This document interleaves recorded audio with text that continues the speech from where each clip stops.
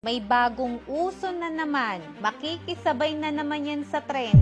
Maayos naman yung cellphone mo. Gumagana pa. Pero gusto mong bumili ng bagong iPhone kasi may bagong labas.